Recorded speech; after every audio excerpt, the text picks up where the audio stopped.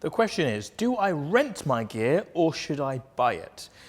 I'll be honest with you, Vivida has a lockup full of equipment of various things ranging from cameras, lenses, lighting, grip equipment.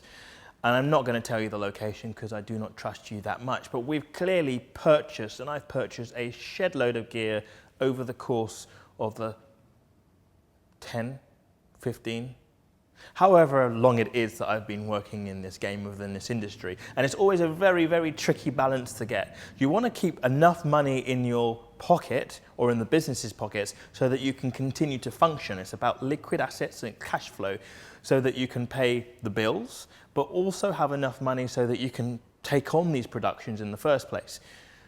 But there is always this balance of making sure that you have enough equipment so that if someone calls you on the telephone, you can run out, you can do the job with the equipment that you've got. You need to have the basics within your own kit bag. But there are those times when you decide that there's this really nice piece of equipment that doesn't make sense for you to own because you cannot make the money back on that one piece of equipment easily. We refer to this as ROI, return of investment. So let's say there's a really fancy piece of equipment like this monitor that's right over here, all right? This monitor, we go out on location, we want to shoot, and we decide that we want to have a really nice location monitor so that our team can look at a good, nice picture, but also maybe our clients can look at a nice picture as well and kind of see the focus and use all the gadgets. But maybe you're only using it, you would only use it 3 or 4 times in the year. And the cost of an item like this may be a few £1,000s or a few $1,000s. And it makes more cost-effective sense to rent that item because it's not an item that you're going to use regularly. Rent. Another reason you may decide to rent is because when you're working on shoots, you sometimes can make the mistake of basing the production on the equipment that you own. And often you do not own all of the best equipment that suits the purpose of the job. Or maybe your creative ideas can be limited to the equipment you own. And then perhaps you want to do something that's extreme slow motion. And you think to yourself, my camera doesn't do extreme slow motion. So therefore, let me come up with another idea. That could be a wrong way of thinking. What may be the best thing to do for yourself and for your own brand is to go ahead, rent the piece of equipment in that has the specialist feature that you need so that you can stay true to the creativity that you have and produce the best product for that particular production. I'll give you an example of when I did rent and when it worked for me, but then it stopped working for me. A number of years ago, I was shooting weddings and I wanted to shoot with an 85mm lens 1.2 on one side and a 35mm Canon lens on the other side because I had 2 camera bodies. Now I owned the 85 1.2, I didn't own the 35 1.4 and I couldn't afford to buy it. But I knew that the style that I wanted meant that this 2 lens combination was perfect for what I needed. So because I couldn't buy it, did I decide that actually I'm going to stick a 24-70 on it and shoot at 2.8? No, I rented.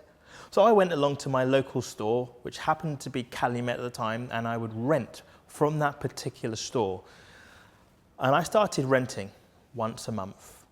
Then I started renting 2 times a month. And at the beginning, it made sense because I was seeing if it was going to work. I was keeping the sum of money in my pocket instead of purchasing it as a high-ticket item.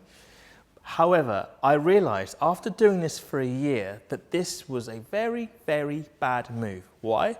Because what I could have done is I could have got an interest-free loan and I could have paid back monthly the same amount of money that I was spending on rental.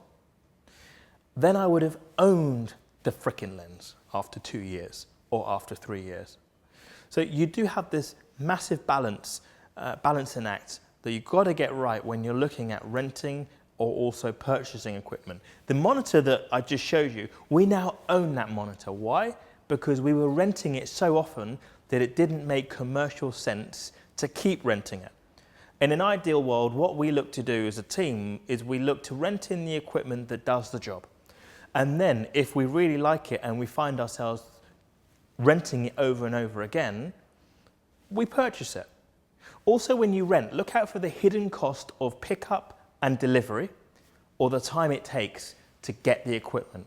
From a production point of view, this can be extremely inconvenient, and it can also be that it's not cost effective. You could find yourself renting C-stands and flags, and on paper, they only cost £10 to rent for a day. But the problem comes is when you start to combine that with the delivery or having someone to go and pick it up, that cost can soon escalate. And it may mean that it makes more sense to have some of your own equipment. But as a mandatory, as something that you must do, I really encourage you, maybe just have the basic equipment that you definitely need, so that if someone calls on you, you have basic equipment that will do the job and you understand how it functions inside and out.